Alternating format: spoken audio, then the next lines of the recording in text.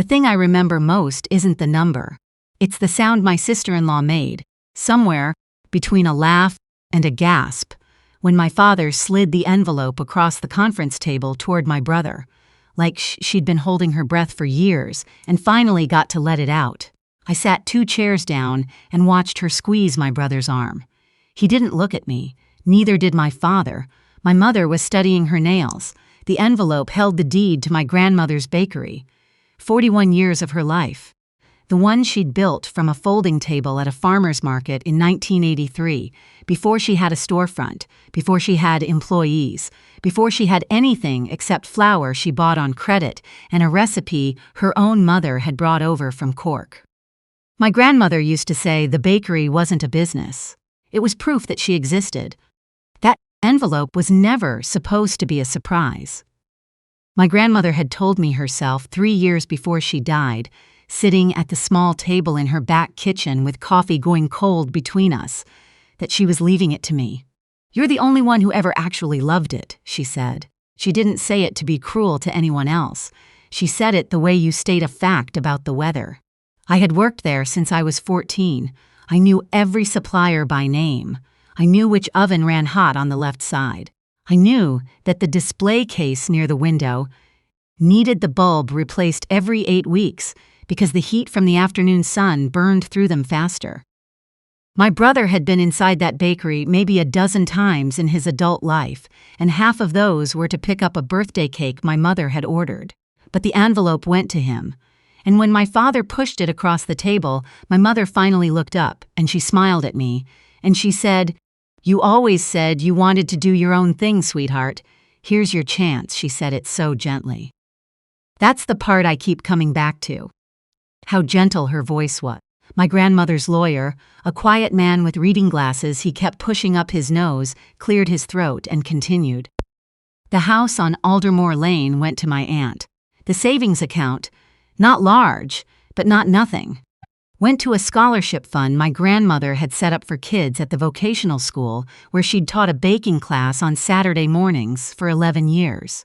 The jewelry was split between me and my cousin, and the bakery, Sable and Crumb, 41 years of proof that my grandmother had existed, went to my brother, who had not stepped foot behind the counter in his life. I didn't cry. I want to be clear about that. I sat in that chair, and I felt something go very still inside me, the way a room goes still when the power cuts out, and you realize how much noise you'd stopped noticing. I wasn't sure what I was feeling, exactly.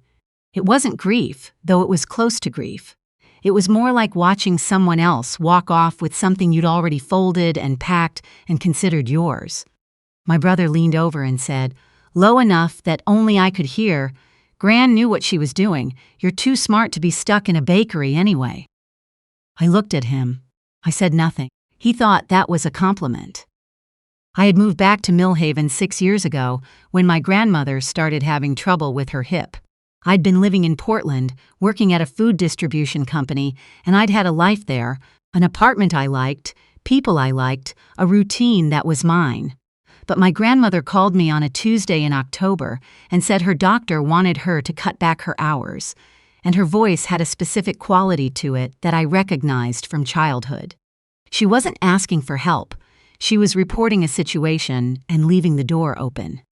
I gave my notice the next week. I'm not saying that to make myself sound noble. I'm saying it because it matters to what came after. I gave up something real to be there. I want that on the record. The years I spent working alongside her were not easy years, and they were not always happy years, and I would choose them again without thinking. She taught me things in that kitchen that I could not have learned anywhere else. Not recipes, or not just recipes, but the particular patience required to wait for dough to prove, the way you learn to read humidity in the air before you even check a thermometer, the practice of throwing out a whole batch when something is off, rather than convincing yourself it's close enough. She was exacting and funny and occasionally maddening, and the best person I've ever known. When she got sick, really sick, the kind that changes the floor plan of your days, I handled the scheduling, the supplier contracts, the permits. I sat across from the woman at the bank when the small business loan came up for renewal. My grandmother was there, but she let me do the talking because she said I knew the numbers better than she did by then. That was the proudest I'd ever felt, sitting in that bank, speaking about that bakery like it was already mine, because in every way that required daily labor and attention, it was. I didn't have it in writing.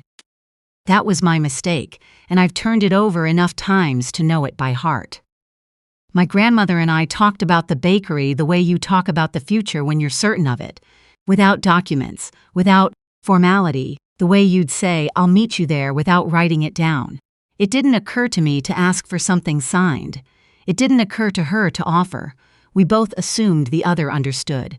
My father understood differently. My father is not a bad man in the way that requires drama to explain. He's a particular kind of man, the kind who believes, without malice, that the right thing and the convenient thing are usually the same thing. He's been telling that story to himself for so long that he's stopped noticing it's a story. In his version of events, my brother was the logical choice because my brother had a family to support and a mortgage and responsibilities that made him a more suitable steward of a valuable asset. My grandmother had simply not understood the practicalities. That's the word he used afterward when I finally asked him directly. Practicalities, I said. She told me it was mine. She said it to my face. He said, "She was sick, sweetheart. People say things." I let that sentence sit there between us. There was nothing useful I could add to it. My sister-in-law had been after the bakery for 2 years. I knew this the way you know things in a small family, through overheard conversations and the particular silences that fall when you walk into a room. She'd talked to my mother about the untapped potential of the location. The bakery sits on the corner of 2 streets that have gotten busy in the last decade, and the building itself is worth considerably more than the business. She had mentioned, more than once, to more than one person, that the right developer would pay well for it. My brother is not cruel. He does what his wife tells him to do, and he's found a way to believe that makes him a good husband. I found out about the developer conversation from my cousin, who had heard it from my aunt, who had been present for an actual meeting. My sister-in-law and a commercial real estate agent in my parents' living room 2 months before my grandmother died. 2 months before. My grandmother was still alive. I left Millhaven for 3 weeks after the will reading. I drove to my friend's place in Asheville and I sat on her porch and I helped her repaint her kitchen, and I didn't talk about the bakery unless she asked, and she was kind enough not to ask much. I needed to be somewhere that wasn't inside the story for a little while. But I kept coming back to a thing my grandmother had said, maybe 2 months before she died, on a Tuesday afternoon when we were closing up. She'd been quieter than usual all day, and I'd attributed it to the pain, which was worse some days than others. We were wiping down the counters and she said, without looking up, "I need you to understand something. I've done what I can do. The rest of it isn't going to look the way you expect, but don't let that confuse you about what's true." I'd thought she meant the business. I thought she was talking about the hard stretch ahead, the decline in her health, the adjustments we'd have to make. She was not talking about the business. When I got back from Asheville, I went to the bakery. My brother had given me a key, graciously, he thought, so I could come by whenever. The staff had kept things running with the help of a manager we'd promoted 2 years ago, a steady woman named no one in particular, who had learned everything there was to learn about that kitchen. She hugged me when I walked in and didn't say anything, which was exactly right. I went to my grandmother's office in the back. It wasn't really an office. It was a room with a desk and 2 filing cabinets and a corkboard covered in notes she'd never thrown away. I'd been in that room 10,000 times. I knew where everything was. In the bottom drawer of the left filing cabinet, under a folder of old vendor invoices from 2019, I found a legal-sized envelope with my name on it, in her handwriting, sealed. My hands were not steady when I opened it. Inside was a letter, and behind the letter were photocopied documents, records, notarized, dated 5 months before her death. She'd known. My grandmother had not been confused about practicalities. She'd known my father and my sister-in-law were maneuvering around her. She'd had her own conversations with her own lawyer. Not the family lawyer my father had used for 30 years. A different one, a woman in a town 40 minutes away, whose number I found written at the bottom of the letter. She'd documented what she knew and what she'd observed, and she'd left me a roadmap. The letter was not angry. That's the thing about my grandmother. She wasn't built for anger, not the sustained kind. The letter was clear. It was specific. It laid out the situation the way she would have described a recipe to someone who needed to reproduce it exactly. These are the ingredients. This is what to look for. This is where people usually go wrong. She wrote, "I couldn't fix it for you. That wasn't mine to do. But I could make sure you understood what actually happened." She'd left signed documentation attesting to her stated wishes regarding the bakery. Not a will, which had already been through probate, but a handwritten statement, notarized, describing our conversations and her intentions. It wouldn't overturn the legal will on its own. That wasn't the point. The point was the developer meeting. Because what my grandmother had documented, carefully, with dates, and with a copy she'd sent to her own lawyer for safekeeping, was that my sister-in-law had approached her directly, while she was still alive and sharp and furious, and had suggested that my grandmother consider restructuring her estate to ensure the property went to people who could maximize its value. My grandmother had written down what was said, word for word, and had noted the date. That meeting had happened while my grandmother was in the process of updating her will. Her lawyer confirmed, when I called, that there had been a revised draft, one that had matched what my grandmother had told me, that left the bakery to me, and that between that draft and the final signed-up version, there had been a period during which my grandmother's access to legal counsel had been, in the lawyer's careful phrasing, complicated by interference from family members who represented themselves as having power of attorney before any such power had been formally granted. She didn't say fraud. She said it the way lawyers say things when they mean it, but won't use the word yet. I'm not going to walk through every detail of the 6 months that followed. Some of it is still in process, and some of it I don't have the words for yet, and some of it belongs to conversations with lawyers in small rooms that I don't feel like reconstructing here. What I'll say is this. My grandmother was right that the rest of it wasn't going to look the way I expected. I had expected it to feel like winning. It didn't feel like that. It felt like excavation, like going into a place you thought you knew, and finding out the floor plan was different than the blueprints showed. Every conversation I'd had with my father for the past 6 years rearranged itself slightly. Every holiday, every Sunday dinner, the way he'd told me so many times how proud he was of me for stepping up, for coming home, for keeping the bakery running. I thought about what he knew, or suspected, or chose not to look at every time he said that. My brother called me when things became impossible to ignore. He called on a Thursday evening and I let it ring, and then I listened to the voicemail, which was 2 minutes of him saying variations of "I didn't know" and "she didn't tell me" and "I want to fix this." His voice sounded genuinely shaken. I believe he didn't know about the lawyer interference. I believe my sister-in-law handled that part without telling him. I believe he's been living in a marriage for 11 years where what he doesn't know doesn't bother him, because not knowing is a choice he's made so many times it stopped feeling like a choice. I haven't called him back yet. I might. I don't know what I'd say.